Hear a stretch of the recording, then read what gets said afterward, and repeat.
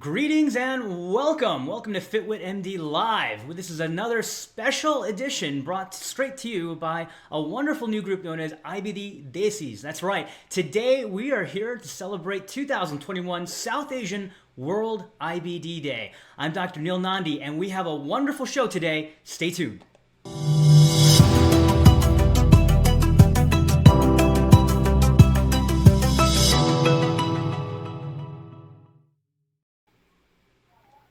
Welcome, gang. It is a beautiful Friday. I hope you're having a wonderful day wherever you are in the world. And today is 2021 South Asian World IBD Day. This is the month of May, so a lot of IBD activity. And it's about time that we talk about being South Asian, having Crohn's and ulcerative colitis, and talking what it's like to be in South Asian culture with this illness. Today we have a tremendous panel of guests. I'm going to introduce them one by one and also have them introduce themselves. They are from all over the world, all walks of life. Welcome to our show. Today we have Gaurav Sanggupta, Ruchita Dunning, Tina Aswani Om Prakash, and then, of course, myself. So I'll have all of our guests go ahead and introduce themselves one by one. Gaurav, why don't we go ahead and start with you? Thank you very much, Dr. Nandi, and good evening from Kolkata, India. I'm Gaurav Sanggupta. I'm 31 years old currently, residing in Kolkata, India. I was diagnosed with Crohn's disease in the year 2015 when I was about 25 years old. I was a banker in the UAE back then. I am currently an entrepreneur by profession, living in Calcutta, and fighting Crohn's disease for the past 6 years. Thank you, Gaurav. I really appreciate you coming here, being on our show, and sharing your story with our group and everyone so we can learn that we're not the only ones who have to go through this diagnosis, and we can learn from your perspectives and experiences too. Ruchita, tell us a little bit about yourself. Hi all, I'm Ruchita Dunung. Thank you for having us today. And I'm 25 years old. I was diagnosed with Crohn's in 2018. So before that, I had a journey of 8 years to get diagnosed, but here I am today. And I am currently a master's in healthcare policy and management student at Carnegie Mellon University. Prior to Carnegie Mellon University, I was working as a dentist for 2 years, and coming along all the health disparities in the Indian healthcare system, I thought, why not look at the healthcare system broadly through the managerial side? So thank you for having me today. Well, I think there's a whole lot more to unravel in your incredible story and what you're doing here. So we're going to learn more about that later in the program.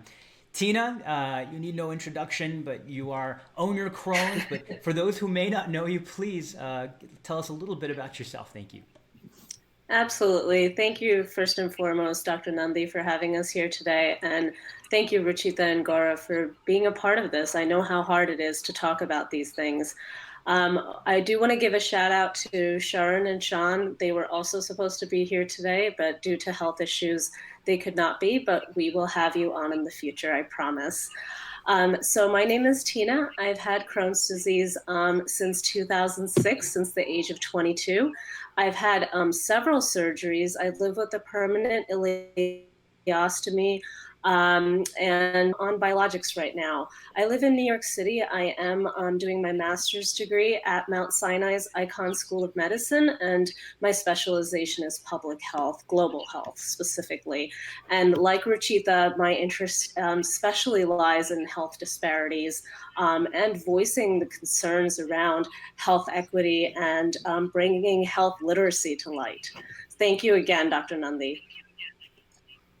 It's my great pleasure, and it's really an honor to be here with all of you to share your stories.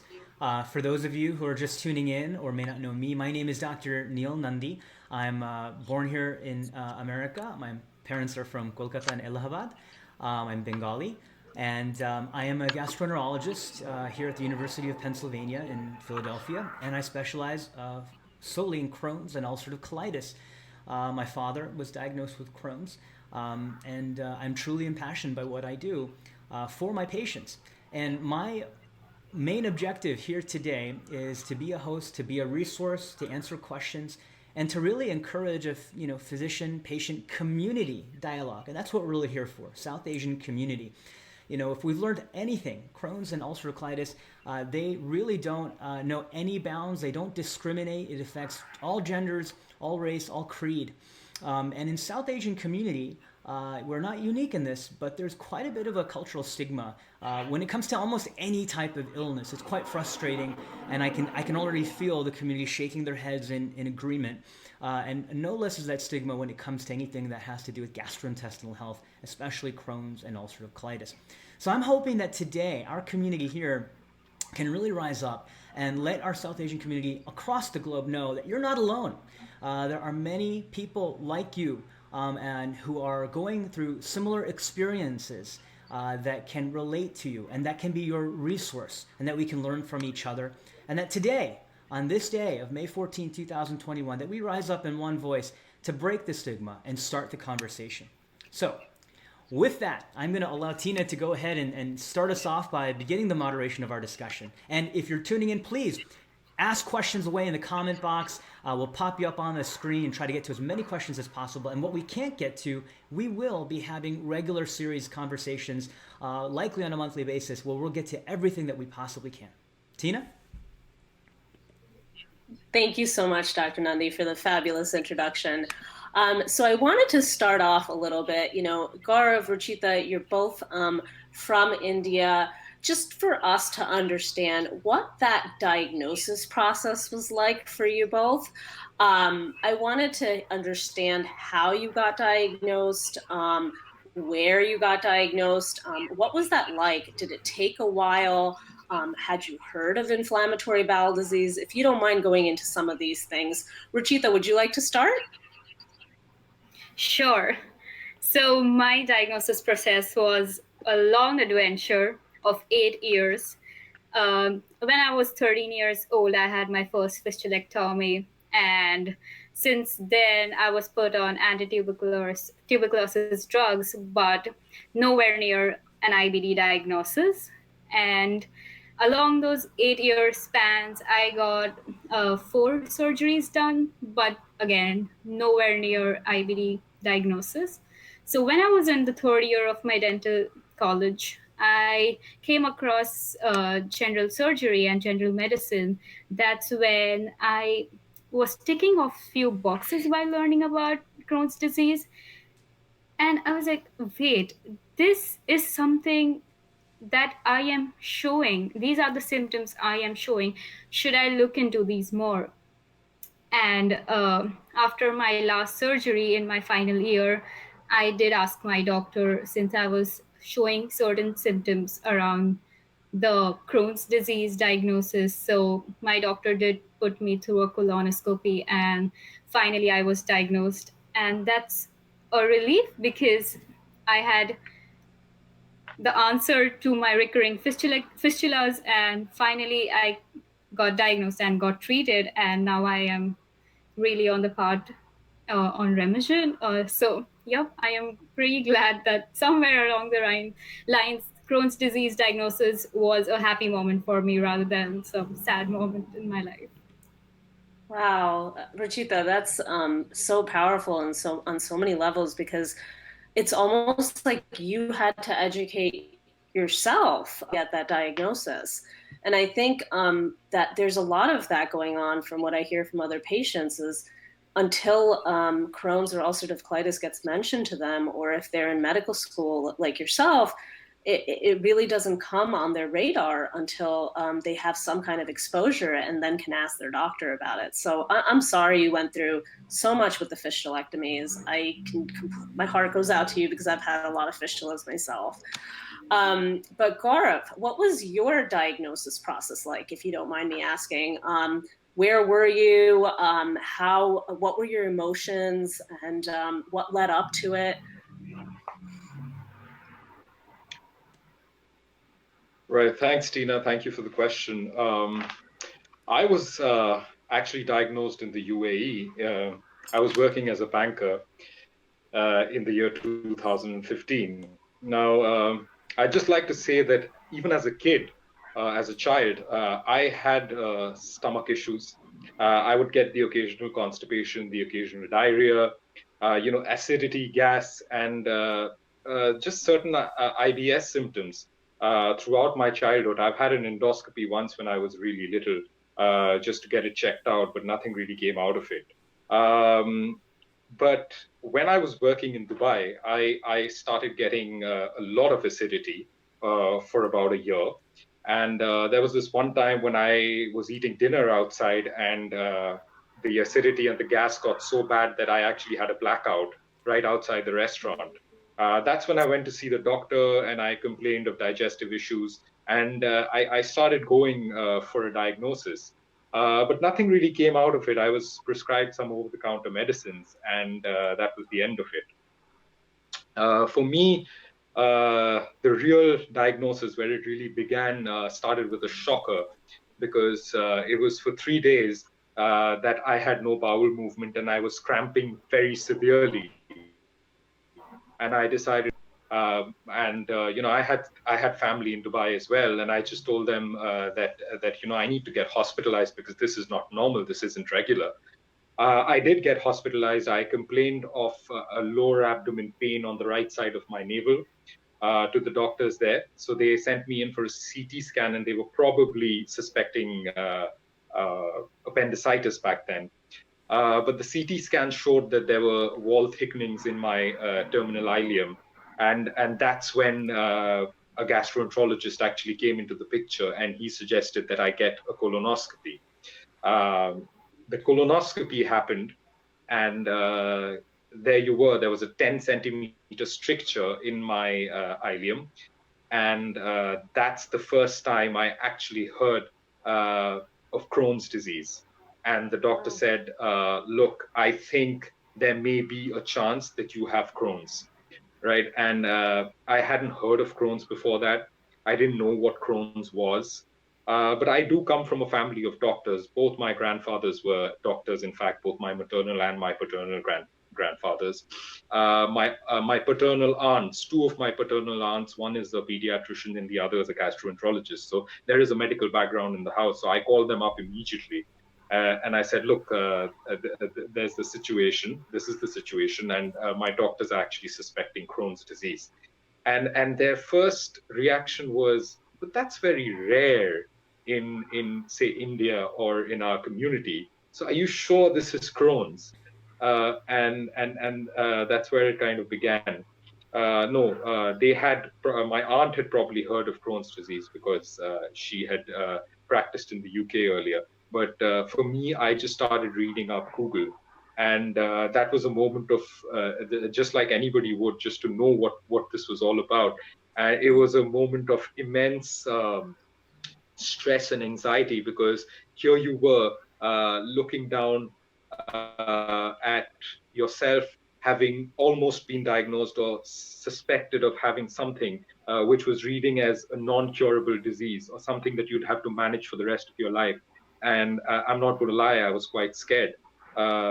So my aunt spoke to a gastroenterologist back in India that she knew, and she spoke of inflammation and tuberculosis is very common in India. So just as Ruchita mentioned earlier, and my aunt was like, "How do you know that it's not tuberculosis? And we need to have a better look at this." And my family wanted to be in better control. So they called me back to India for a diagnosis, a more thorough diagnosis. And that's when the rounds to the various gastroenterologists actually began.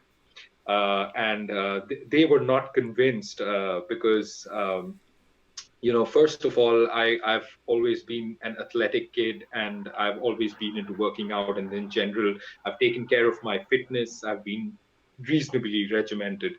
So they were like, how is it that you got diagnosed with something like a chronic illness like this? Where did it come from? And a lot of the GIs that I went to initially were actually telling me that this could well be genetic in nature, which is seen in Crohn's disease. And nobody in my family prior to me has actually been diagnosed with an autoimmune illness, leave alone Crohn's, in the past.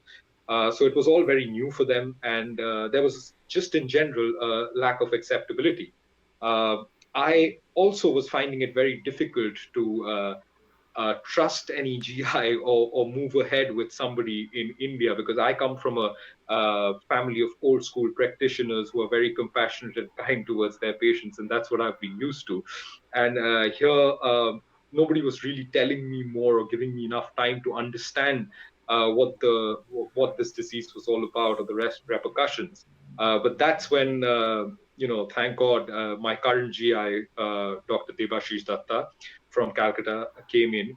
He had vast experience of dealing with Crohn's because he practiced in the UK for a really long time. And he sat me down and he explained to me how we were going to go about it, that he wanted to do another colonoscopy, go ahead, look at the biopsies for himself, send me to a radiologist who was going to opine on it, and how we were going to actually move ahead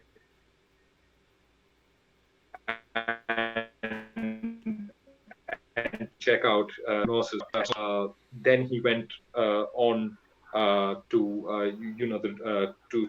get an opinion from the radiologist, and eventually he also did away with the suspicion of tuberculosis by putting me under a test. And eventually we started the medication, but it took a lot of time to get there for me because I really didn't know what Crohn's was all about.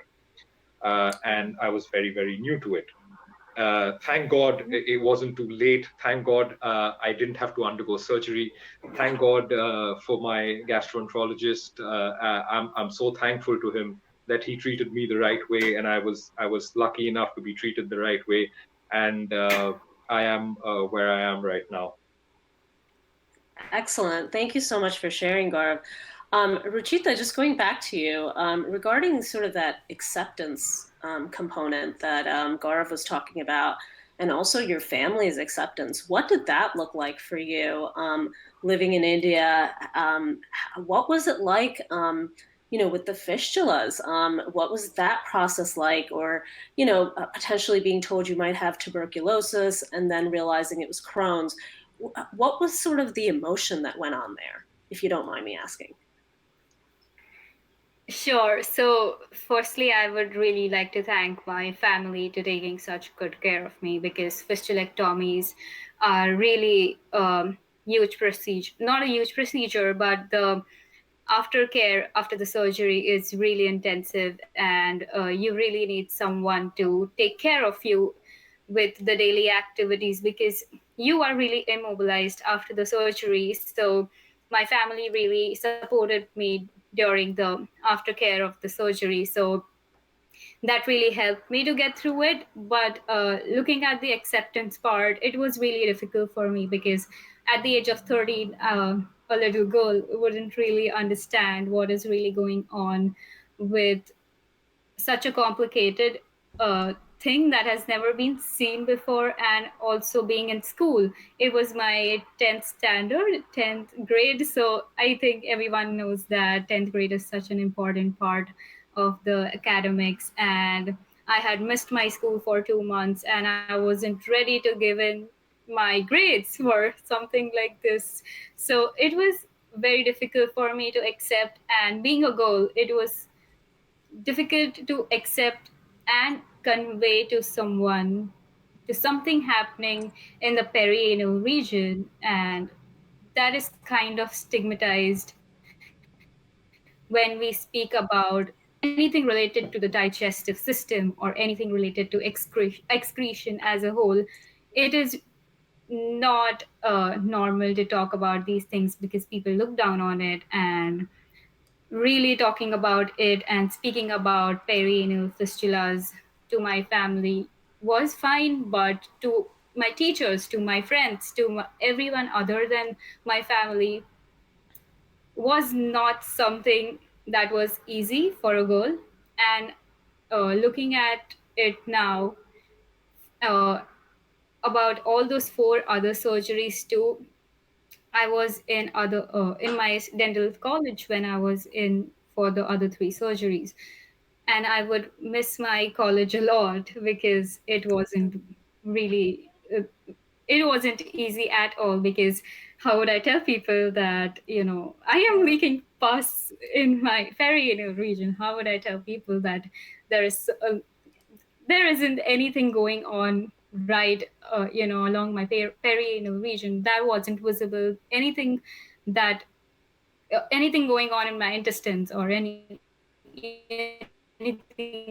going in my perianal region wasn't visible to people, and how is that possible?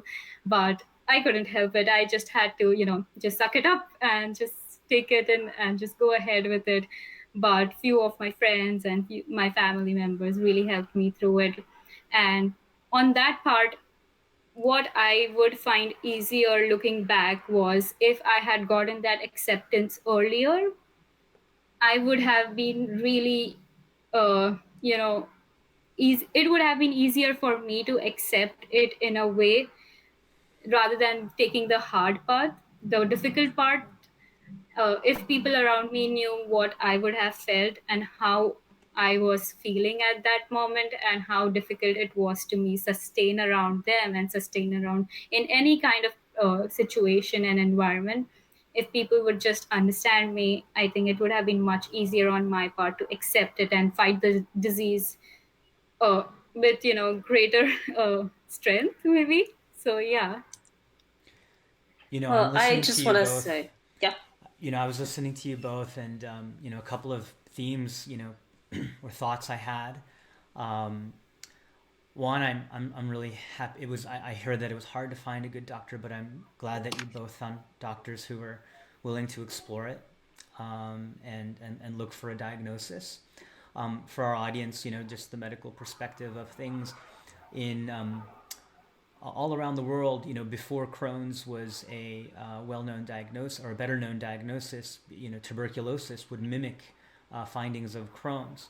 And if you are in a country where tuberculosis may be endemic, one way for your physician to find out is simply to take a biopsy and do a simple stain. They just look under the microscope and look for it, and that's the way you find it. So someone has to think of it and do it. And actually, some of the modern day biologic treatments, not all, but some of them can actually make tuberculosis worse if you are on them and haven't ruled out tuberculosis.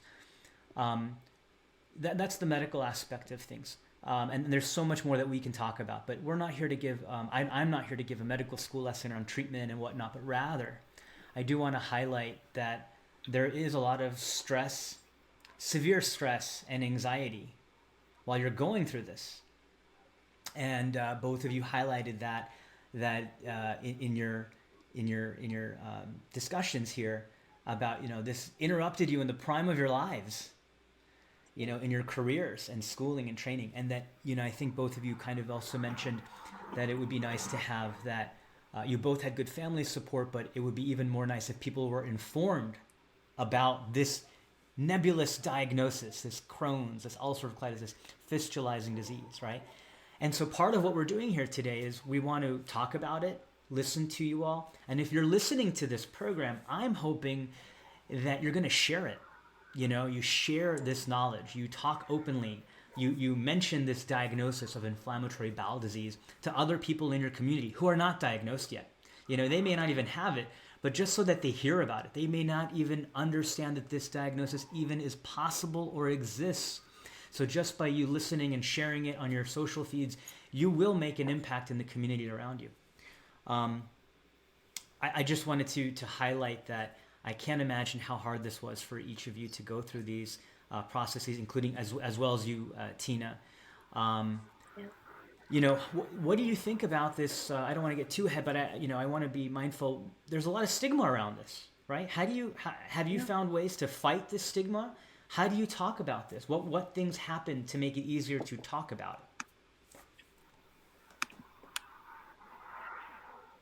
Do you want to start, Gaurav? Yeah, absolutely. So for me, the first time that I got diagnosed, I was a banker in the UAE. Funnily enough, I took it in very good spirit. The way I was a lot younger. I was supposed to come back to India within a few years anyway, because I wanted to join the family business and I was just buying time. So there was a new beginning awaiting me in India in terms of my career. I decided that the moment the medication, there was medication available, my doctor, once again, he gave me a lot of encouragement, and he said, look, as long as you take your medicines and you're serious about your medication, you're going to be all right over a period of time. It may be bad for a while, but it's definitely going to get a lot better. And that's exactly what happened. And I started working out and getting fit, and I started feeling a lot better about my body, putting on weight once again, eating right, and it was all good. For me, the stress, the anxiety actually happened the second time, because the timing was pathetic. My second major flare happened in the year 2019, and it happened 1 month before my wedding. And it was like a series of just nightmares coming back to me. All of a sudden, 1 month before my wedding, I started getting terrible cramps, terrible acid reflux. I couldn't sleep at night because my esophageal tract was burning. I started losing weight drastically. Like a month before my wedding, I was probably about 82 or 83 kgs. I'm 6'1" in height, so that's pretty all right. That's healthy. And I dropped down by the time my wedding came to a 75 within just a month. And it gave me a serious amount of anxiety, because I was like, God, why at this point of time did this have to happen? And the weight loss was drastic. I was starting to look frail, and a lot of my friends and family started asking me if I was all right, and I was like, certainly not. But over a period of time, the anxiety kicked in. I managed to go through my wedding, and over a period of time, this time around, I've realized that there are a lot of stigmas, a lot of issues that you have to deal with, and this is actually quite a loaded question, Tina, because it brings back a lot of memories, and I'm going to have to travel down memory lane, and not all of which is nice. So I have an inflammatory or stricturing kind of disease. So there was clearly inflammation and ulcers this time when they did my colonoscopy in 2019. And I started losing a drastic amount of weight. So I was 82 kgs before my attacks and flare-ups started again. And within, say, about 3 months, I had moved down to about 68 kgs. So needless to say, for people who've been seeing me every day, they were like, Gaurav, what has happened to you? Why have you lost so much weight? Why are you looking sickly? And I wish I could explain to them, because none of them really know what someone with an inflammatory bowel disease, be it Crohn's, be it ulcerative colitis, goes through. Because there's not enough awareness amongst the general public, because it's considered quite a rare condition in India and in the South Asian community. And I was like, I wish I could explain to you that I can't help the weight loss. It's not something that I'm doing deliberately. There is a lack of absorption of nutrition. Um, Another symptom that kicked in this time was the brain fog. I would suddenly, like, my head would stop working. I had no clue as to why that was happening. I realized later that there may be certain deficiencies in my body, or my iron levels were dropping, or whatever it was. But it was really disheartening to be sitting there and feeling like the entire world had stopped, or it was just not happening, and I wasn't in the zone. And this would happen, me being an entrepreneur, it would happen in the middle of meetings. It would happen while I was hanging out with my friends. And it was really, really very anxiety causing, and extremely stressful to go ahead with that. I was a part of a business that had been running for about 5 years, ever since I'd come in and to India in 2015, after I got diagnosed, and I was running it. And it was running as a full-fledged business now. And me being responsible for a lot of what was happening, I was expected by all of my team. It's a family-run business, so of course my father, to man up and to show up at work and to be able to handle the show. But with something like Crohn's, it becomes very difficult, because on days I would be sleeping for 10 hours and I would still fall asleep in the car because I was feeling so drowsy and so fatigued. I would have to take breaks and take a shut eye in the middle of office because I was feeling terribly sick and terribly unwell, and go and do meetings that were an hour or an hour and a half long thereafter. There have been times I've felt like throwing up in the middle of the car. I felt so acidic that I had to stop the car and ask for a little bit of a breather in the middle. I've thrown up on the side of the road, and I've still had to continue the show because I was responsible. There's a lot of in the Indian community. Another point that I'd like to address is that there's a lot of unsolicited advice that comes your way the moment you get diagnosed. One of them is that of alternate medicine and medication. I don't think anybody really understands uh, what this disease is all about. So they think in India, we come from a tradition of Ayurveda. We come from a lot of people actually supporting homeopathy. So I'm sure the Indians who are diagnosed with Crohn's or ulcerative colitis are very familiar or have actually tried either one of these two options.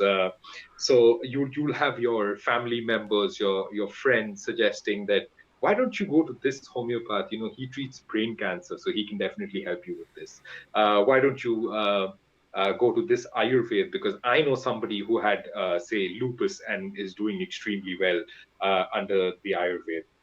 Not only that, there are also a lot of, apart from the medication, there's a lot of spiritual advice that comes your way. Try following this spiritual guru or that spiritual guru. Listen to what they say. Do some kind of kriya yoga. It'll definitely heal your illness.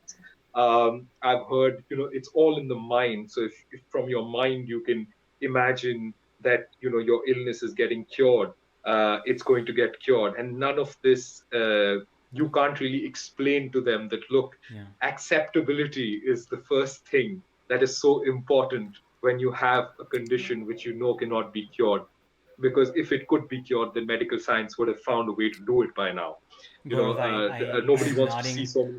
I'm sorry to interrupt. I saw Madhura's comment nodding so hard. I think we're all nodding very, very Yes. much right I'm now. not really hard. It's the same thing here in the Yeah. US.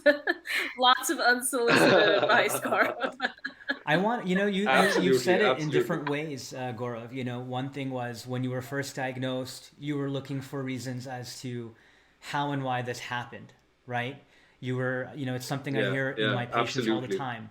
I'm physically fit. I take care of myself, and don't know family history and, the genetic aspect of it. There is a genetic Yeah, component to Crohn's and colitis, but it's not very genetic. It's not Mendelian trait. There's over 270 genes identified, right. associated, but not a single one alone causes it. There's a lot of environmental factors that are beyond our control.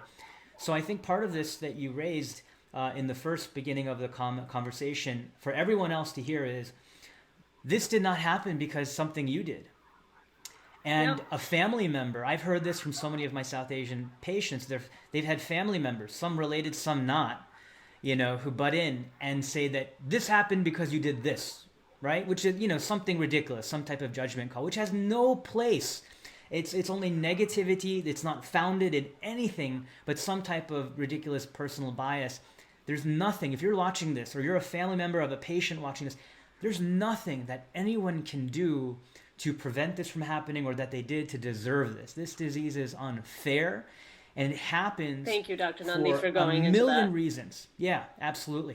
The Thank other you, part thank that you, you thank you, Dr. Nandi. Thank you so much. and Yeah. yeah, and Thank you that's for clearing that misconception up. It's a huge misconception in our culture. yeah.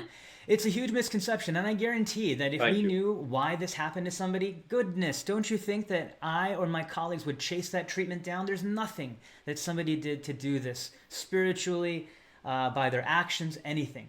And honestly, I found that this illness affects bad things happen to good people is what I say, and Yeah. the people, my patients that I have been afflicted with Crohn's and colitis are some of the best human beings that walk this earth and did nothing to deserve this. So if you're a family member or a patient remember this. Nothing can be done to prevent this, but it is something that is treatable.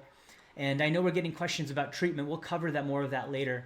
The other thing that you mentioned poignantly just now was about these Ayurvedic treatments, or even what we call, complementary therapies, and certainly Western treatments. Some of them have been founded by looking at Asian herbal treatments, such as statin drugs for anti-cholesterol. Even turmeric, haldi in our culture has some anti-inflammatory properties, which have been at very, very high doses helpful in mild ulcerative colitis for some patients with evidence. But not everything that is complementary or alternative, I hate the word alternative, is founded in science. And anecdotal reports of this happened for one person is not necessarily translatable to all. And I want to understand, there is no such thing as one type of Crohn's disease and one type of ulcerative colitis.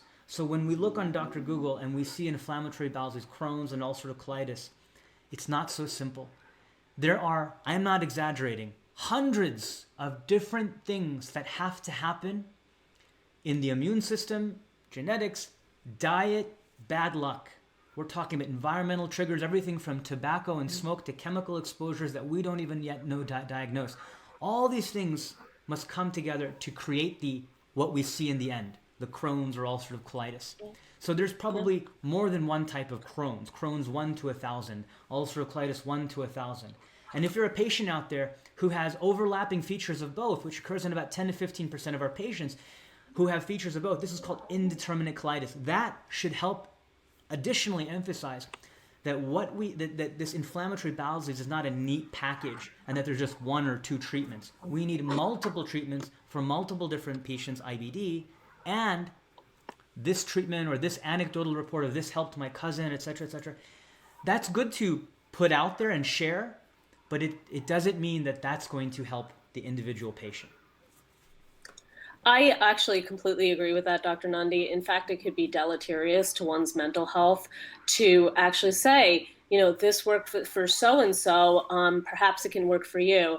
I know for me, I tried God knows how many complementary alternative therapies, and it was frustrating. Why does this work for someone else and not for me? Even with biologics, why did this work for someone else and not for me? The reality is IBD is extremely individual, and it has potentially multiple causes. And so one thing that I wanted to get into a little bit, talking about stigma, and Gaurav, I'm so glad that you were able to elucidate, the fact that you led a very healthy life, were very fit, and this still happened to you. I think a lot of us are in that boat. I sort of want to understand the role of diet and nutrition and also that stigma. Right? So something that I've experienced a lot of is, Tina, if you just tried this diet, you might be cured. Diet is not a cure for IBD. And I kind of wanted to understand your thoughts, as well as Dr. Nandi's thoughts on diet and nutrition and some of the things that you might have heard from people, or some of the things that you may have tried. Ruchita, do you want to take a stab at this, and then Gaurav? Sure. So, heads up, my family is attending this and they are going to be offended by this, but I can't help it. I have to put the truth out there. So, yeah. So since I was a kid, I have always been a thin person, and, I have always been spoken to as, why aren't you eating this? Why aren't you just eating a lot of food? You are so skinny, just eat. And for some reasons, I couldn't.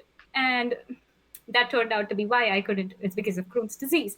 And again, with the therapies I'm taking, it also, leads to a loss of appetite. I really can't eat certain kinds of food when I have certain days or a flare up. So it all turns out, around the diet when you are managing your IBD.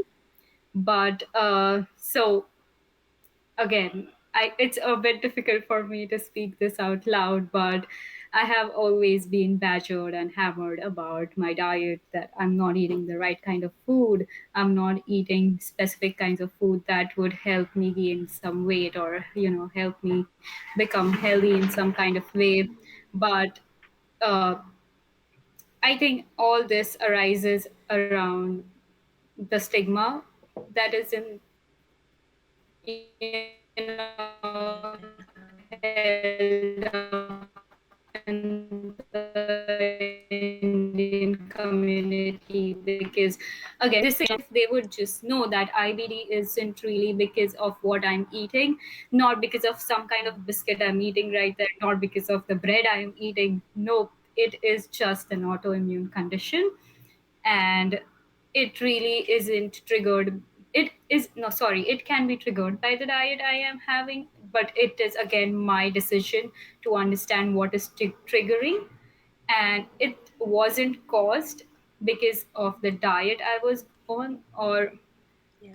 uh, really not something I was putting into my body, or I wouldn't consciously hurt myself or wouldn't consciously ask myself to get Crohn's in any kind of ways just by some specific diet or nutrition I am on. So I would really like to put it out there for everyone, and everyone knowing about IBD, that it's not because of the diet you are on. It could help by understanding a few triggers that really hurt you and avoid them, but not because of what you've eaten in the past. And also the stigma, I would like to just add on to it. The worst thing I have heard is I have got an IBD because of my bad karma, which is completely not true. Please do Absolutely not say false. that to people. Oh my God. Don't even get me started on that. Ruchita, I only have to know you for Yes. 2 seconds to know you're a sweetheart and have a beautiful heart. You have There you good go. karma. Thank you so much. Thank you so much. No. Ruchita, thank you for sharing that. I think it's so hard because, our culture believes in karma. We believe in reincarnation. There's a lot of, folk beliefs, superstitious beliefs that play into our IBD diagnosis. And having a bowel condition, having an intestinal condition, automatically, and we can't even fault our parents or can't even fault our elders for this. Automatically, the thought goes to, oh, it must be something in the diet. So I've been there with you. I've had my family on these things too. And, I just want to say to our families out there, we love you. We really appreciate the care, the tender love and care that you give us. But sometimes some of these comments can be overwhelming, and we just need a little bit more support in terms of, you know what? We want to open up our diets. We want to try new things, especially if we're starting to feel better. So I think that this is really important also for our mental health, to see what things that we can try, what things that we can, still enjoy again. So just know that diet is very much tied to our mental health.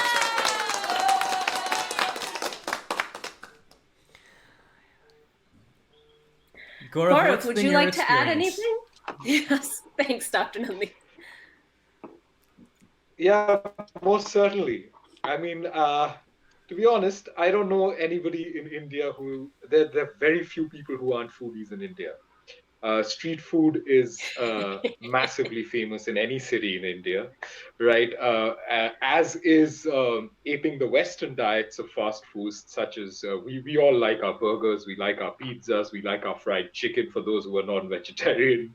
So, I've grown up eating all the junk that you can possibly imagine, and no, I'm not guilty about it at all. Just because so have the rest of my friends. So has pretty much everybody I know who's my age or who's older. Uh, yes, we go out for a lot of occasions because we are very social as a community, and the food is just as rich and spicy there too. But having the first time around, when I was diagnosed in 2015, I did go on a restricted diet for about a year, just to be able to control the situation better, because I had a stricture, and I didn't want further trouble, because there were times and days on which I would feel my stomach cramping, or I'd feel extremely uncomfortable no matter what I ate. It could be khichdi, or it could be just like boiled rice with boiled vegetables, and I'd still be feeling absolutely terrible. But this time around, post my diagnosis, I felt like I was tolerating, or over a period of time rather, I felt like I was tolerating fiber pretty badly. Gluten, lactose, I've always had a problem with, especially since I was a child, so I avoid lactose. Sugar wasn't going down too well. I have a problem of constipation, so it continuously seems to crop up and it seems to slow down my motility. So I have been very selective and I have chosen certain food forms which help me clear my bowels, because I think my problems begin from there.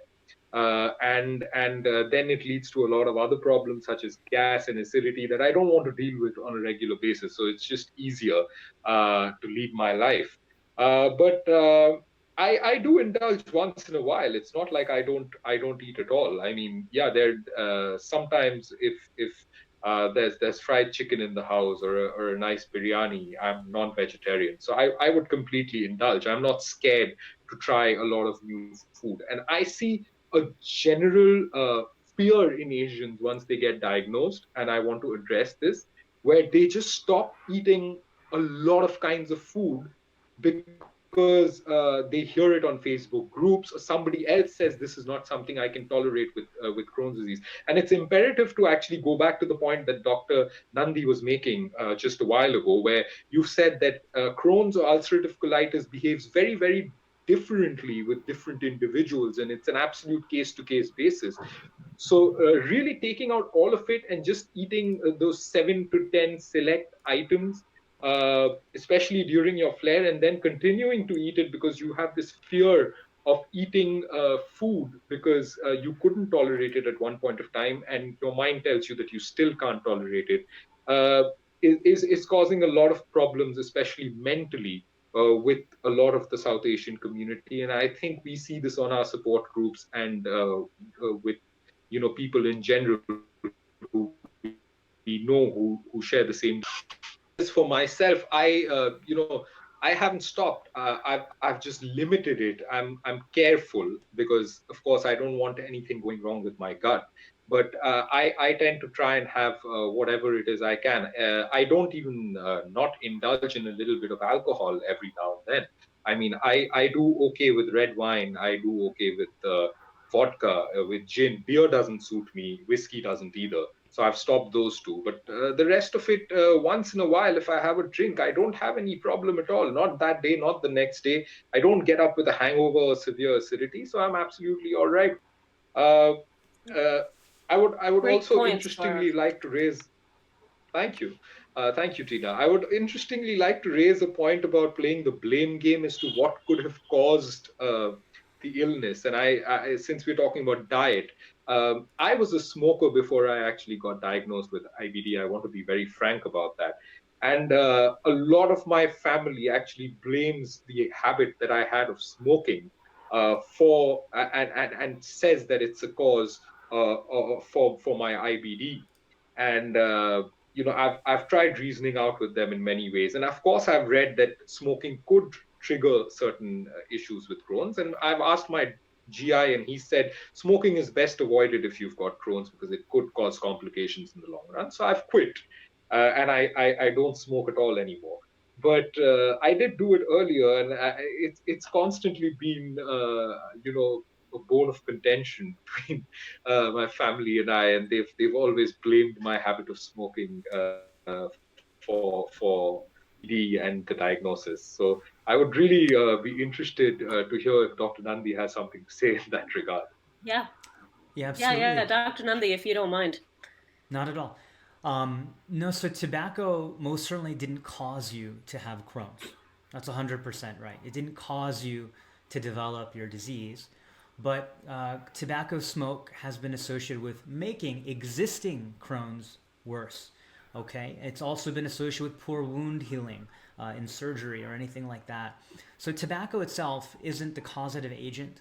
But it certainly doesn't help with Crohn's and can certainly aggravate it. But the fact that you were able to quit smoking is probably one of the most important things that you were able to do in as part of your treatment and your overall management. I want to address another thing about nutrition and diet, and that's a very complex subject. And certainly for us Desis, We have, we like the spice of life, right? We like our curry, our spices, our masala. We, depending on, I'm vegan, but depending on, if you like dahi and dairy, some people have intolerance, especially in our culture. So diet is a very difficult thing to approach. And I like what one of our attendees discussed, which was keeping a food diary and finding out what aggravates you. Here's the biggest thing I can tell you. Now, Tina and I and Neha Shah and Sumit Bhatia, Dr. Sumit Bhatia, we did another video on South Asian diet and inflammatory bowel disease. And you can check that out on our YouTube channel at FitWithMD, or on this Facebook Live platform that I have, or over at Own Your Crohn's. You can check out all our dietary suggestions. But here's the big takeaway. And listen to this, also families. We know that diet's part of this association with causing Crohn's and colitis, but it's not one-to-one. It isn't you ate this or had this general type of diet and it caused your inflammatory bowel disease. No, it is not that simple. It's a part, one of many factors that contributed to the development of inflammatory bowel disease. Now, that is very different from once you have Crohn's and ulcerative colitis. Once you have the disease, okay? Diet is important because you need nutrition and building blocks to heal and get better. But it is not alone causing active disease either. It's not so simple. We have symptoms when we eat certain foods because why? Because the intestine is a long tube. It's a fermentation chamber. It is full of 100 trillion bacteria throughout our body, many in our gut, and they digest and break down and ferment our food just like bacteria and yeast ferment a fine grape into a fine wine. And it releases products that can give us bloat, gas, cramp, diarrhea, sometimes even constipation. When we have narrowing or stricture, when we have ulcers, which are exposed areas inside our intestine, the way that physical debris rubs across and tries to push through can also cause symptoms. When you eat something and have symptoms, that does not mean that food is causing your disease to get worse. It just means you're having symptoms. And that's very important to know, that maybe you need to change the format, change the type of the fiber. You need to steam it or cook it or make it less raw. You need to peel off the skin so it can pass through a stricture. It doesn't mean that it's aggravating or causing the disease to get worse. It just means that you need to change the format or the quantity with which you eat. Now, this is very simplistic. If you want a more in-depth discussion, please refer to our South Asian Diet IBD Live. But also, we will most definitely have more topics on this. We have access to some wonderful South Asian dietitians who are experts in the field. Dietitians are incredibly important. They know more than a gastroenterologist. I said it. Gastroenterologists don't get enough dietary and nutrition training, but dietitians, they're the experts. So if you want more advice, consult with a dietitian, keep a food diary, and keep track. So I do also want to be mindful of the clock and everyone's time. I would like our group to kind of give some closing remarks. I'll start off. Tina, do you want to kind of start us off and kind of recap a little bit? Yeah, absolutely. Thank you, Dr. Nandi, and thank you, Gaurav and Ruchita, again, for sharing your stories. I know that this is not easy to talk about stigma, to talk about your personal experiences, and I know that our families may be on and they may be hearing this. Some of this might maybe for the first time, but I want you to keep in mind how strong you are, and I give you so much credit for coming forward and sharing this. I know it's not easy. I did want to say, though, that, we have started this new initiative, IBD Desis, and the reason for it is to empower voices like yours, Gaurav and Ruchita. And I am, a proud co-founder. 5 of us others are, and we will be working with other South Asian voices across the globe to make sure that we are highlighting as many voices as possible.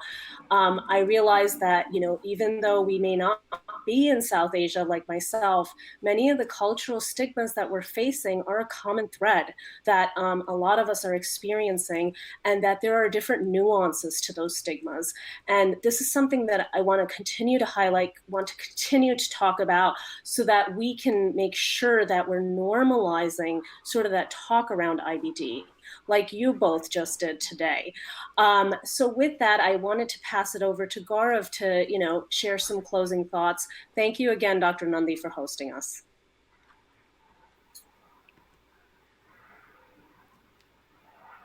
Yeah, I'd like to thank Dr. Nandi for this opportunity, to be able to talk about my disease. This has been very liberating. It's also cleared a lot of doubts regarding the various stigmas that we have with the comments that we've got from Dr. Nandi. As a closing statement, I also want to say that in the South Asian community, uh, it's not easy to live with, say, something like IBD, which is so little understood by the people around us.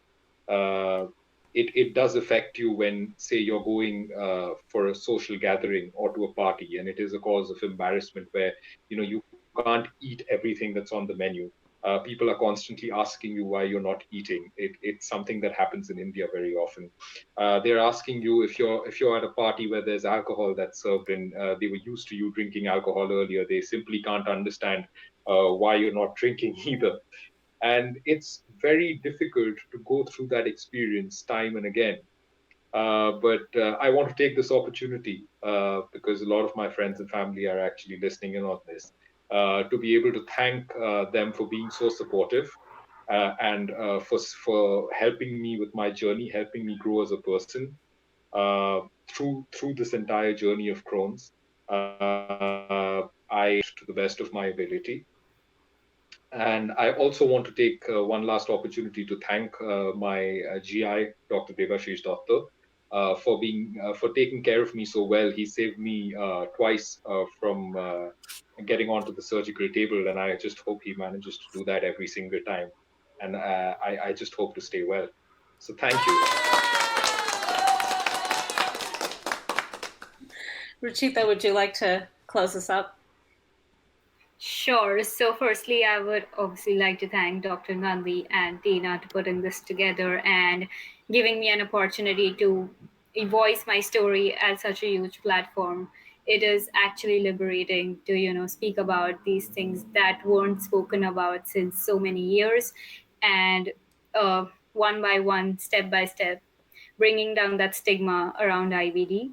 And also, like Gaurav, I would like to thank my family to supporting me around these difficult times whenever I've needed them. And um, also thank you, Tina, to advocate for IBD or at such a huge level. You are actually inspirational, and I would love to join you on this journey. Thank you.